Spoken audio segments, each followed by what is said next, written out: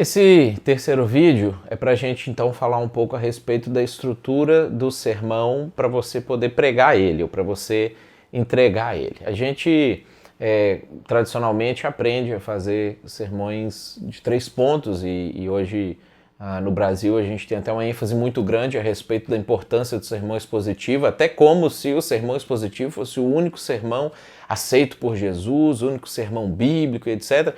Quando, na verdade, o sermão expositivo é uma ferramenta, é uma boa ferramenta. Você pode até adaptar coisas do sermão expositivo para essa forma de pregar, do sermão de um ponto só. Embora, se a gente for olhar na Bíblia, não tem ninguém que pregou expositivamente, né?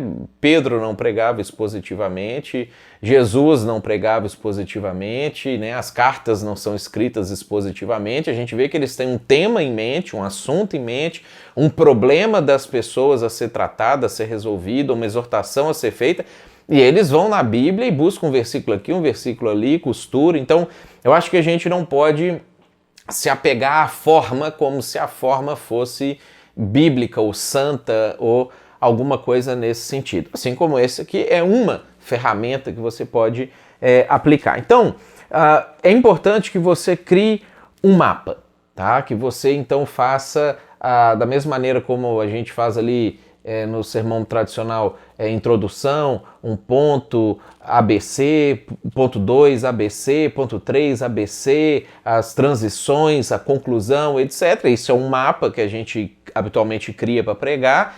No sermão de um ponto só, você tem um outro formato para você criar um mapa. E aí o Andy Stanley, no livro, ele faz uma proposta muito interessante, que é a ideia de você criar um esboço relacional. É a forma de você envolver as pessoas a partir das emoções delas, a partir do desejo de se relacionar com aquilo que vai ser dito, para que quando você começar a explicar a parte bíblica, você abrir o texto bíblico e falar sobre ele, as pessoas se engajem naquilo que você está falando, com o coração também, e não apenas com a mente. Pensando naquilo que a gente falou no outro vídeo, das diferenças geracionais que a gente tem hoje de formas cognitivas. Então, a ideia é você iniciar falando dos desafios que você enfrenta. Então, se eu vou preparar o sermão, a primeira parte ela é chamada de eu.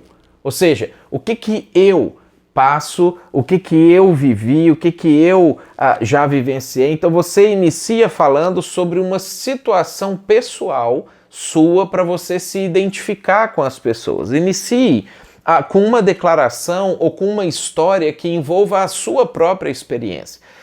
E isso é, então, lembrando do vídeo anterior, quando a gente falou do ponto 2, é o porquê eles precisam saber disso, você vai iniciar falando a respeito disso. Olha, eu estava um dia passando por uma situação tal, ou eu sinto, sempre que eu passo por tal situação, eu sinto isso aqui, ou eu tenho muitas vezes uma dificuldade específica em fazer alguma coisa. Você vai iniciar com uma declaração histórica que envolve a sua própria experiência. Então você precisa gerar empatia.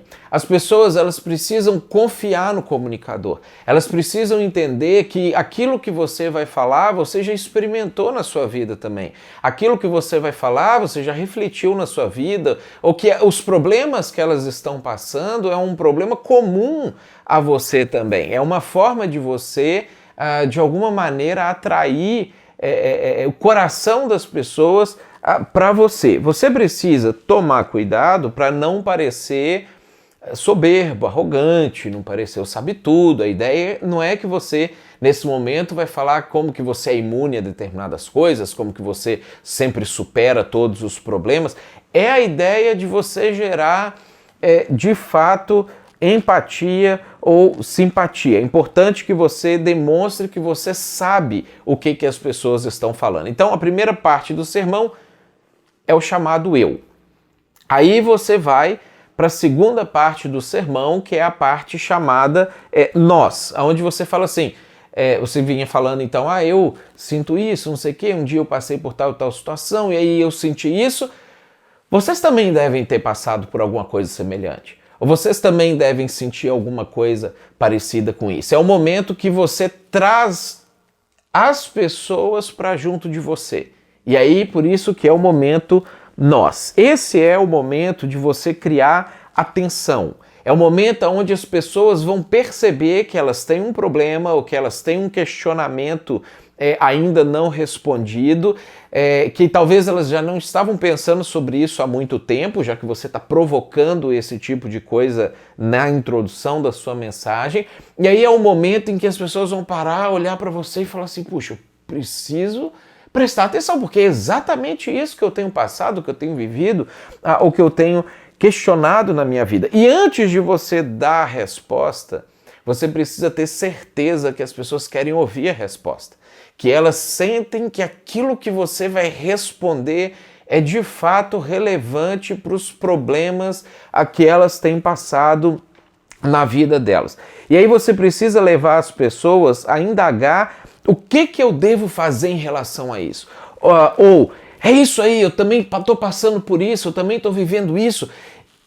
E trazer elas para o terceiro momento, que é o momento Deus, junto com você para explorar o que a Bíblia diz sobre esse assunto. E aí então que a gente entra no terceiro momento. Esse é o momento que você vai abrir a Bíblia e você vai ler o texto. Ou seja, você já fez uma introdução, se você costuma pregar, sei lá, 45 minutos, você vai fazer uma introdução aí de uns 10, 15 minutos, você vai trazer essa tensão, criar essa ligação das pessoas com você, para que então elas, olha, então eu quero saber o que é a resposta para isso, eu quero saber o que você leu na Bíblia que fala sobre esse assunto.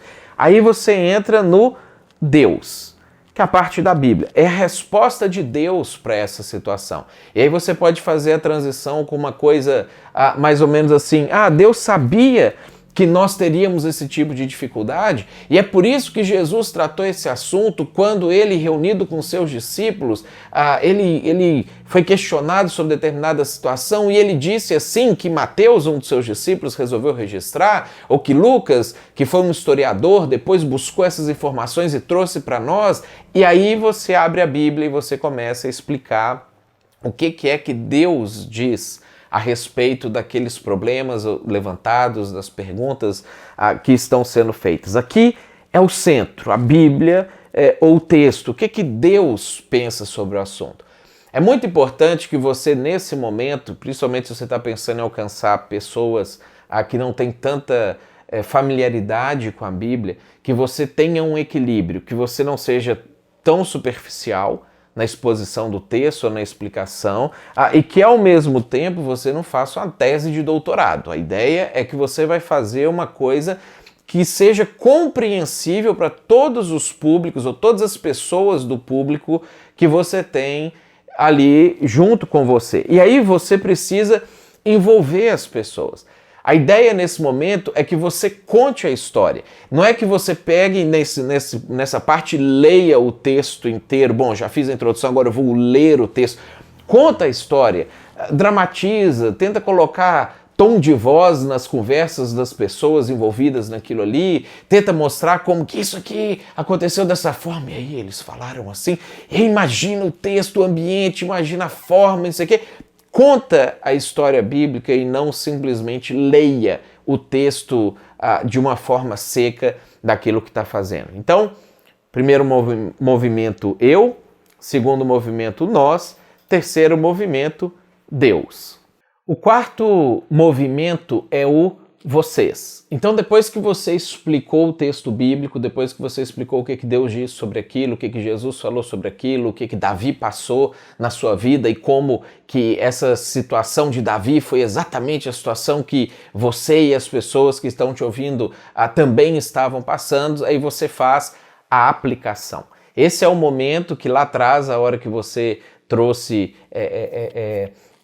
esse questionamento na preparação, você traz aqui. O que então elas precisam fazer em relação a isso que elas acabaram de ouvir? Habitualmente ligado com aquilo que o personagem bíblico fez e deu certo, ou com aquilo que ele fez e não funcionou para que eles não façam também, ou com aquilo que Jesus disse que tem que ser feito.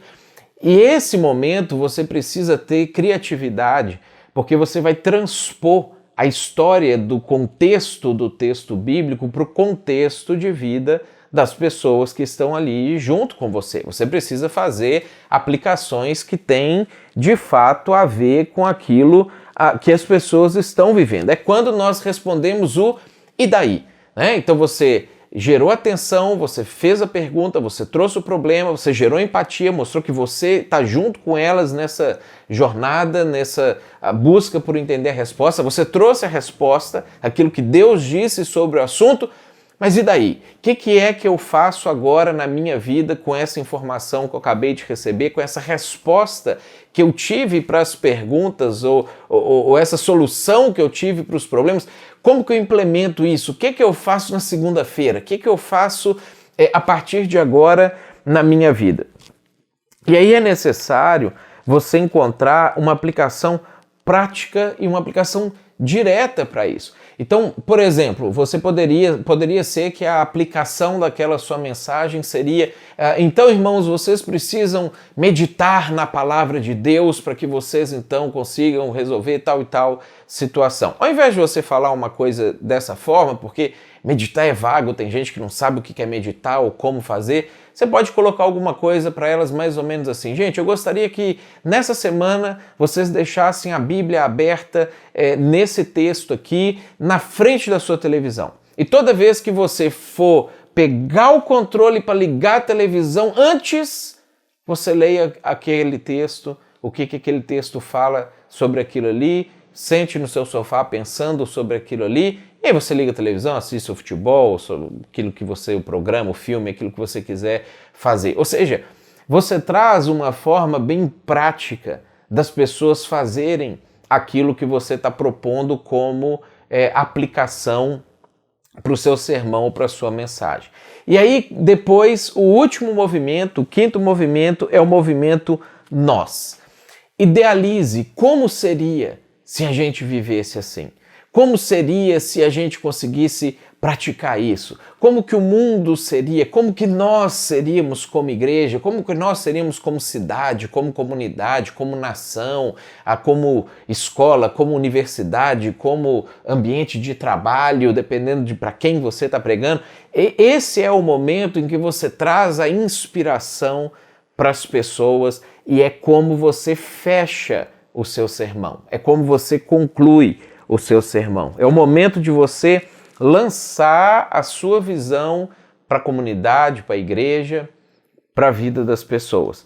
Inspire as pessoas para que elas vejam por que elas têm que fazer aquilo que você acabou de propor para elas. Então, deu para perceber como que você pode construir esse sermão, como que pode ser um movimento? Eu, nós, Deus, vocês, nós. Você começa falando sobre você, como que você vive ou viveu alguma situação, ou tem algum dilema, ou tem algum problema. Vocês também devem estar passando por isso, então esse é o nós, que está agora você e as pessoas junto nessa situação. Você gera atenção, mas Deus sabia que a gente estava passando ou ia passar por alguma coisa assim, ou nós não somos os únicos a passar por isso. Davi também, em algum momento da vida dele, passou por isso, e é isso que eu quero que você veja aqui comigo em 1 Samuel. Então esse é o momento Deus. Aí você explica o texto bíblico, fala sobre aquele assunto, explana aquilo ali. Vocês, então a aplicação, como é que vocês então vão aplicar isso, vão viver isso? Eu queria que vocês fizessem assim, que vocês falassem isso, procurassem tal pessoa. E nós, de novo, como seria se todos nós vivêssemos assim? Eu acho muito interessante quando o Andy Stanley no livro ele conclui trazendo algumas que ele chama de regras de engajamento, regras de envolvimento para a gente, que são dicas bem interessantes para a questão da exposição em si, do momento que a gente está pregando. Ele fala sobre 3 coisas basicamente. Primeiro, sobre a velocidade, tá? Ele traz, são informações científicas que a gente tem, o cérebro da gente é capaz de processar é muito mais rápido o que a gente ouve do que aquilo que a gente fala. Então, quanto mais rápido você falar, você acelerar a sua fala, menos possibilidade de perder o engajamento das pessoas você vai ter. Então, você não pode falar tão rápido a ponto que as pessoas não entendam o que você está falando, mas você também não pode ser tão pausado ou falar tão devagar, porque o cérebro das pessoas assimila aquilo que você falou e tem tempo para divagar. E hoje o pessoal divaga mais do que nunca, talvez, na história desse país. A segunda dica que ele traz para nós é devagar nas curvas. Tá? Você precisa fazer as transições de maneira que as pessoas percebam que você está fazendo as transições. Então você cria no seu próprio esboço, no seu próprio sermão, como que essas transições vão acontecer de forma que as pessoas sintam que a transição ocorreu. E terceiro, navegue pelo texto. Ao invés de você ler uma passagem longa, um texto longo da Bíblia, você pode ir navegando pelo texto. Você pode ler um versículo, faz um comentário sobre ele, lê mais 2, fala mais um pouquinho sobre aquilo, para gerar uma aproximação das pessoas com aquilo que está sendo lido, com aquilo que está sendo dito. Para a gente encerrar, 2 perguntas que eu queria deixar para você poder fazer dentro do trabalho, até para captar a sua percepção ou a sua absorção daquilo que a gente falou aqui nesse momento. Primeira pergunta. Pensando em uma mensagem de 45 minutos, quanto tempo você acha que cada um desses movimentos deveria ter para que houvesse um equilíbrio dentro da necessidade de cada um ou da importância de cada um?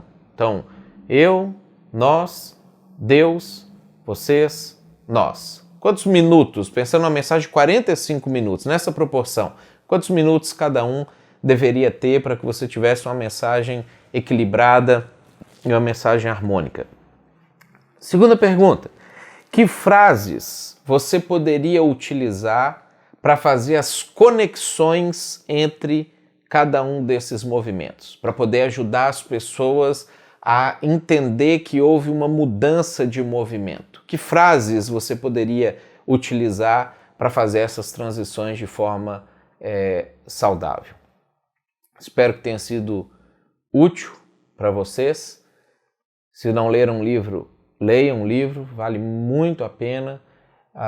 Existem outros 2 livros interessantes que vocês podem agregar para isso aí, que é o Faça como Steve Jobs, ajuda você na questão do audiovisual, de montar os slides e poder fazer uma apresentação bem interessante. E o outro livro que é interessante também de você ler é o livro do TED, das palestras TED, né? Chama TED, de Chris Anderson. Então é um outro livro interessante para você poder compor com esse livro, que eu acredito que vai te trazer boas ferramentas para a sua comunicação.